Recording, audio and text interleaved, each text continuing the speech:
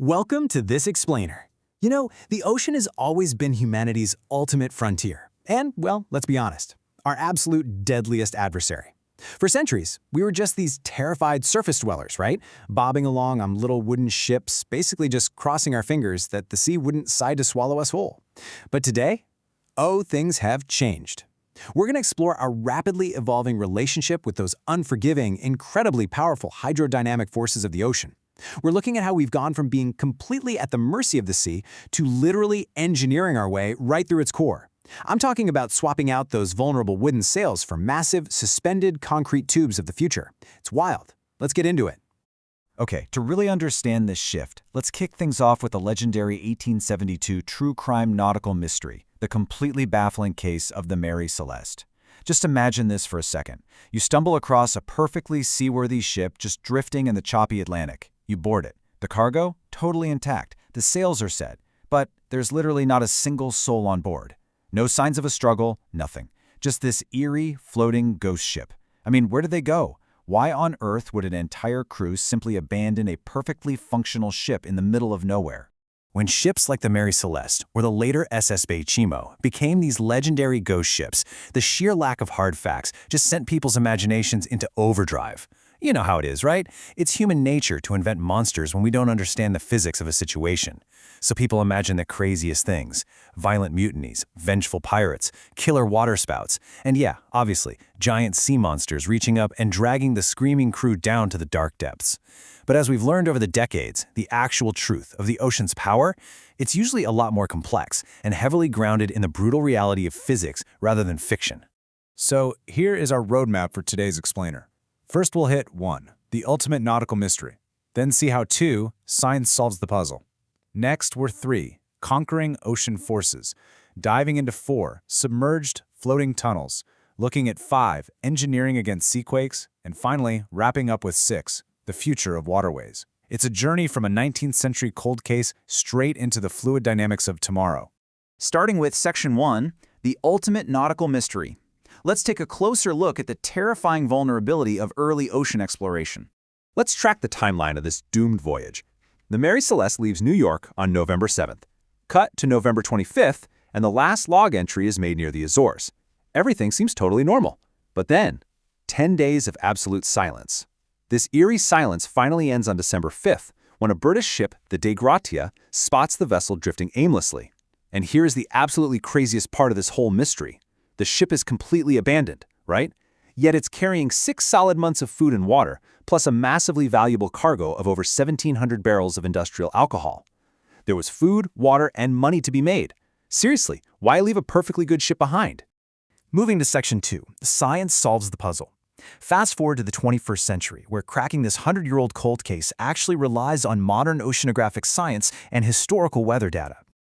Documentarian Anne McGruger and oceanographer Phil Richardson dug into this and discovered what was essentially a tragic chain reaction.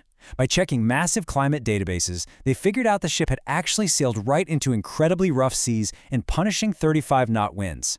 On top of that, Captain Benjamin Briggs was dealing with a faulty chronometer, which threw his navigational math off by a whopping 120 miles. But here's the absolute fatal blow. The ship had recently been refitted and previously carried coal. Because the ship's pumps were totally clogged up with old coal dust and debris, the crew literally couldn't measure how much water was flooding into the hull. So imagine this. You're blind to the actual danger, exhausted, battered by a storm. Even an experienced captain was convinced they were actively sinking. It was just sheer panic that led to the desperate and, ultimately fatal choice to order his crew into one tiny little lifeboat. Which brings us to Section 3, conquering ocean forces. Because mastering fluid dynamics is exactly how we went from solving mysteries like the Mary Celeste to conquering the sea entirely.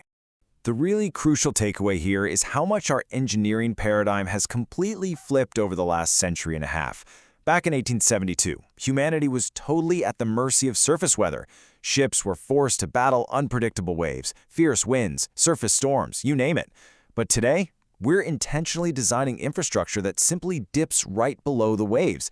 Think of it like this. It's the difference between trying to fly a plane straight through the center of a Category 5 hurricane versus just flying peacefully right over it. By moving our structures underwater, we're dodging the chaotic surface storms entirely. That leads us into Section 4, submerged floating tunnels. This is the absolute structural marvel that civil engineers are currently developing to pull this off.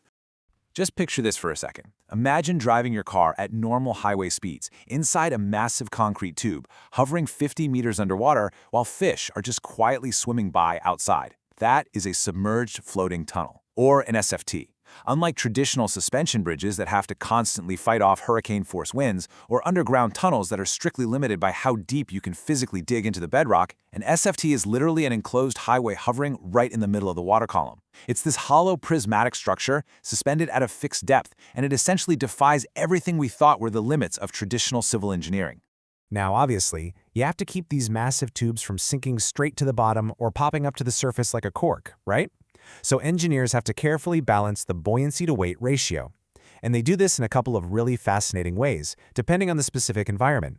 You can hang the tunnel from massive floating surface pontoons, or if the tunnel is designed to have a positive buoyant force, meaning it naturally wants to float upwards, you can use high-strength tension tethers to anchor it directly down to the heavy seabed. It's incredible. Both of these methods work together to keep the structure completely stabilized, locking it securely in place right in the middle of the water. Now, you might be sitting there wondering, why do we even need to build these things in the first place? Well, by taking advantage of the water's natural buoyancy force to hold up so much of the structure's massive weight, these tunnels can theoretically span distances of several kilometers. That effectively breaks geographic barriers that completely block modern transportation right now. Think about it. Traditional bridges need these enormous pillars that have to hit the seafloor, and traditional tunnels require digging deep into solid bedrock. When a body of water is simply too deep for both of those traditional options, the submerged floating tunnel suddenly becomes the only viable engineering solution. While the strengths of an SFT are absolutely massive, we are talking virtually zero visual environmental impact, complete protection from surface weather, and basically infinite length versatility, there's a pretty major reason none of these have actually been built yet. The big weakness? A total lack of real-world experience.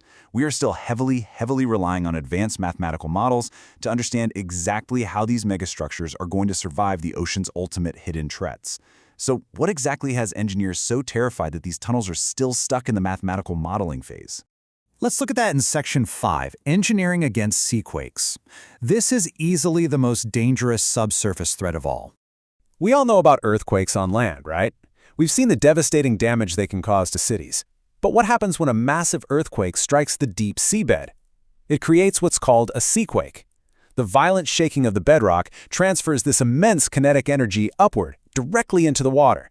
And this doesn't just make a wave on the surface, it essentially turns the surrounding water into a giant, heavy hammer. It throws massive kinetic energy, what fluid dynamic engineers call complex hydrodynamic drag and inertia forces, directly against the long, vulnerable walls of our submerged tunnel. To combat this terrifying force of nature, engineers at leading institutions like the Politecnico di Milano are currently running these incredibly complex modal analyses.